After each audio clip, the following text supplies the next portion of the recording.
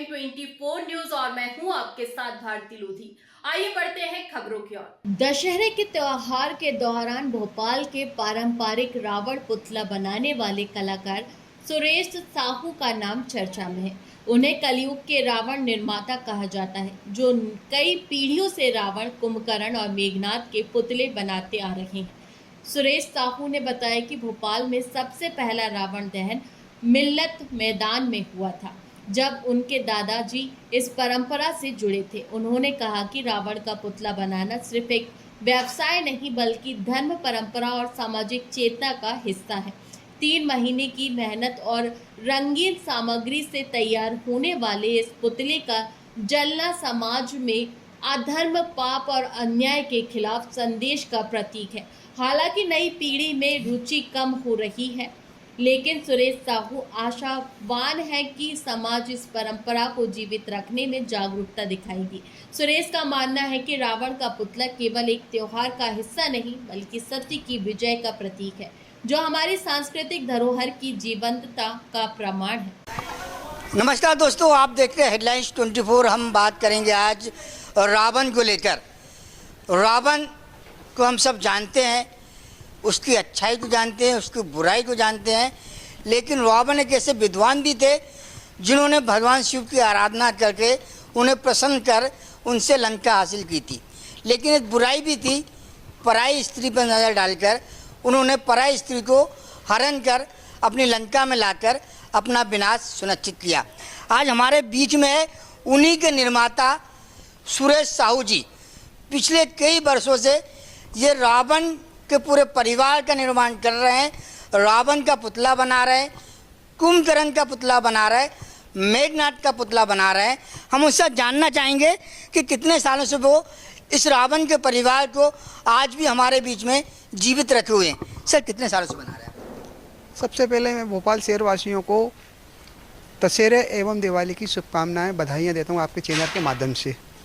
भोपाल हिंदू उत्सव समिति जो है, पुरानी भोपाल हिंदू उत्सव समिति 137वां वर्ष मनाने जा रही है इस बार। मात्र भोपाल में एक पुतला निकला कर रहता था, 10 फीट का, 12 फीट का। जिला सीहोर था। जिस जिले के लोग में, जिले में बहुत कम रावण होते थे उस ज़माने में। एक ही शहर का रावण पुराना, नए शहर, वो पुराने शहर में जलता था और सारे नए शहर के लोग वहाँ देखने आते थे। उस ज़माने में छुआछूती बहुत थी, देख रहे, और बहुत सी बातें थी। इस प्रकार वो रावण शुरू हुआ। सर, कितने रावण बनाए इस बार आप? इस बार मेरे 50 रावण बन गए हैं, और 50 हमारे एक रिश्तेदार हैं, हमारे पिताजी की शागिर्द बोलने बनाए, और कुछ हमारे घर से और शागिर्द लोकसभा सीट में लगभग 200 सवा 200 रावण जलते हैं हमारे यहाँ। सर, इस बार सबसे ज़्यादा हाइट वाला रावण कहाँ का बना और कहाँ पे जाएगा? देखिए, एक 65 फीट का पुतला बना है, वो अभी उसका फिक्स नहीं हुआ कहाँ चलेगा, जलेगा। किसी कंपनी ने या किसी उसने बनवाया, संस्था ने। बाकी 51 फीट के रावण सब जगह जल रहे हैं। छोले पे भी, टीटी नगर में, कोई फिजाम, बेरागढ़ में, जमूरी में, सीहोर में है, विदिशा में है, रायसेन में है। इस जगह सब मिला के 51 फीट के रावण जलाए जाते हैं। एक 45 फीट का कुंभकर्ण होता, मेघनाथ होता 35-40 फीट का।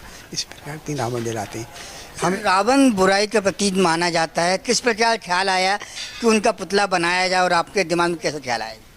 देखिए, हमेशा मालिक ने 2 चीज़ें बनाई हैं, एक अच्छी एक बुरी, एक मीठी एक चिरपिरी, एक खट्टी एक मीठी। इस प्रकार भगवान ने एक लीला रची कि आप ऐसा करेंगे, मैं ऐसा करूँगा। ये दुनिया को दिखाना है, मानव जात को दिखाना है कि अच्छाई क्या है, बुराई क्या है। रावण भगवान का बैकुंठ का द्वारपाल थे ये दोनों भाई। इनको चारों वेदों ने श्राप दिया था कि आप 4 युग तक राक्षस बनेंगे। वो 4 युग तक, क्योंकि 4 युग तक इंसान उस ज़माने में बताते हैं, हमारे साथ बताते हैं, मानव आदि मानव था। भगवान ने किया था कि चारों दिशा में जाओ, आप ज्ञान बरसाओ, लोगों को धर्म की बातें सिखाओ। तो उस ज़माने में राक्षस बहुत हुआ करते थे। तो इंसान, मानव जाति इस चीज़ को धर्म को ज़्यादा मानता नहीं था। इसलिए भगवान ने ये लीला रची, राक्षस बनाया इनको, इनका उद्धार करा उनने। आज वो स्वर्ग में हैं, हम आज भी नरक में बैठे हुए हैं। रावण स्वर्ग में का बैठा हुआ, आज भी, पहले भी स्वर्ग में था, आज भी बैठा। शुद्ध ब्राह्मण रहा, भगवान का दशानन रहा है। बुराई कहीं से नहीं इसमें, सिर्फ उसने अपने उद्धार के लिए सारी लीलाएं, पाप का भंड बनाया, पाप करा, इसीलिए कि वो नहीं चाहता था कि मैं पापी बनता रहूं, हमेशा रहूं कलंकित। उसने कि मेरा कलंक ख़त्म करना चाहिए। उसने देखो, जब वो मरा तो पूरे परिवार को लेके गया, स्वर्ग लेके गया पूरे परिवार को। कलंकित कोई परिवार नहीं है उसका। अपन और रावण भगवान राम के साथ ही बराबर चल रहा है आज भी। जब भी नाम आता है भगवान राम का तो हमारा रावण जुड़ जाता है। अफसोस ये है कि लोग कहते हैं रावण का कद बढ़ाओ, रावण का कद नहीं बढ़ना चाहिए, भगवान राम का कद बढ़ना चाहिए। भगवान राम अपरंपार है, उनकी लीला रूप बहुत है उनकी जितनी हम तारीफ करें कम है। सर क्या लगता है, आपने बहुत दिनों से रावण बना रहे हैं, कभी सपने में उन्होंने आप तक कुछ दर्शन या कि उनकी चलत आप तो नजर आई? देखिए, जैसे आपने कहा सपना, इज्जत लोग बाग बनाने के लिए करोड़ों रुपए के विज्ञापन खर्च करते हैं, देते हैं, मीडिया में देते हैं, कार्यक्रम फंक्शन करते हैं। हमारे लिए बहुत बड़ी दौलत दी है इनने कि आज हमारा नाम का चर्चा चल रही है। हमारे पूर्वज खुशीलाल जी साहू जी ने दशहरा स्टार्ट करा था, आज उनका नाम चल रहा है। फिर इसका पन्नालाल जी साहू आए, उनके बड़े पुत्र थे, उनने दशहरे का काम संभाला, उनका नाम चला।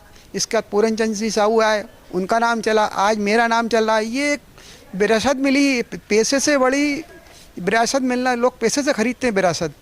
ये आज पूरे लोग मध्य प्रदेश के भोपाल के आसपास जहाँ तक आपके मीडिया के माध्यम से और प्रचार जाता है, हमारा नाम चलता है।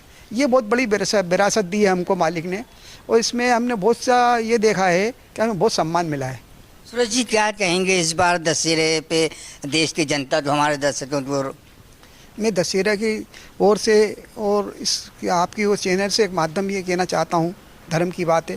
पहली बात तो ये, आज के जो हमारे बच्चे युवा पीढ़ी है वो नशे की तरफ बहुत भाग रही है और गलत फजूल काम कर रही है। इसको बचाना चाहिए सरकारों को, सारे नेताओं को इस पर ध्यान देना चाहिए, क्योंकि हमारे आने वाले बच्चे जो हैं भविष्य हैं, हमारे देश के भविष्य।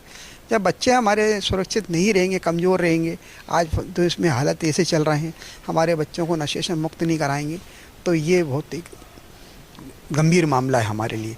दूसरा, हम भगवान की 9 दिन या 10 दिन हमारे जो होते हैं, ये बड़े अच्छे दिन आते हैं और बड़े भाग्यशाली होते हैं। लोग इसका इस्तेमाल सही नहीं करते। गाड़ी पे बैठ के भगवान को वंदना नहीं करते, गाड़ी पे यूँ करते हैं, भगवान जी हम आ गए आपके लिए धन्यवाद। जबकि भगवान को दंडवत प्रणाम करना चाहिए, हमें पाठ करना चाहिए भगवान का। और क्या नाम से, जैसे बहुत सी सहस्त्र नाम, दुर्गा सहस्त्र नाम, दुर्गा चालीसा या भगवान की एक माला जपें अपन, कि धर्म की पहचान बनाए। एक जगह बैठ के झांकियाँ पर खाली झांकियाँ लगा देते हैं लोग बाग, वहाँ कोई होते ही नहीं है। वहाँ बैठे लोग मोल लेके जाएं, माला भजन जो हर कुछ गाते रहते हैं, भजन का नहीं, एक माला लें, अपना गुरु मंत्र वहाँ बैठ के पढ़ें।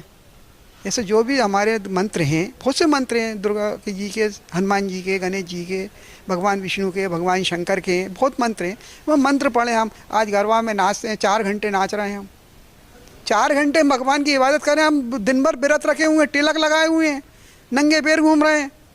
उसके साथ हमारी एक माला का जाप होना अनिवार्य है। भगवान के वहाँ बैठ के, जैसे गुरुद्वारे में जाते हैं, चर्च में जाते हैं, मस्जिद में आते हैं, देखते हैं, बड़े आराम से बैठते हैं।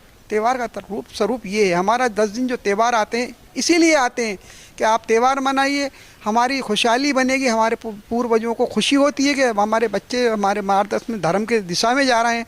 आज बच्चे धर्म की दिशा में कम चिल्लाते बोते, अमल नहीं करते।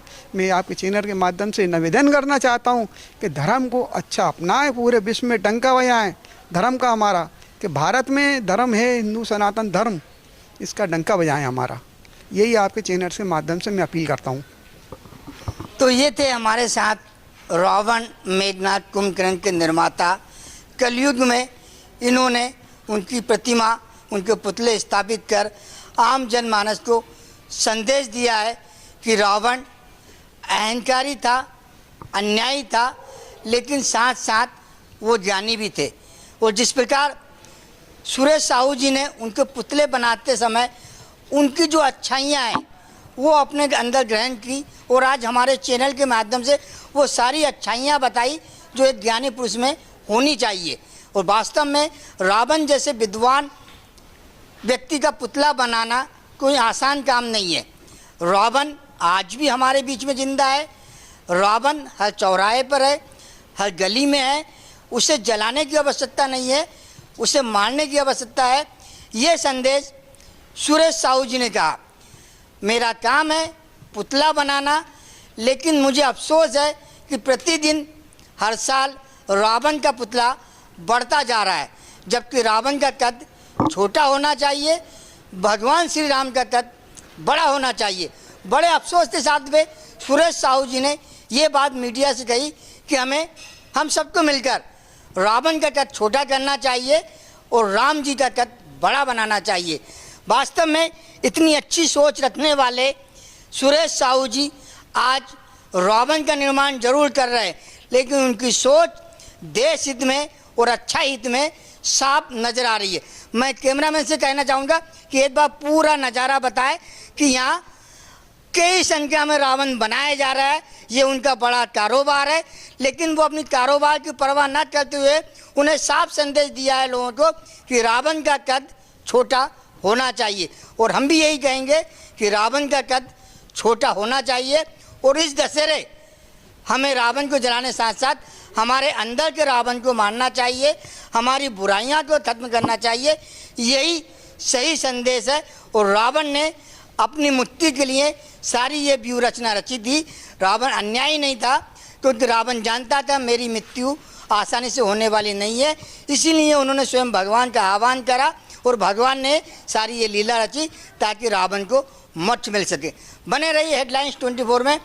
अगले हफ्ते फिर कोई नई स्टोरी साथ में आपके सामने हम फिर हाजिर होंगे। नमस्कार। फिलहाल के लिए इस खास खबर में इतना ही। देश विदेश की तमाम बड़ी खबरों को जानने के लिए देखते रहें हेडलाइन 24 न्यूज। नमस्कार।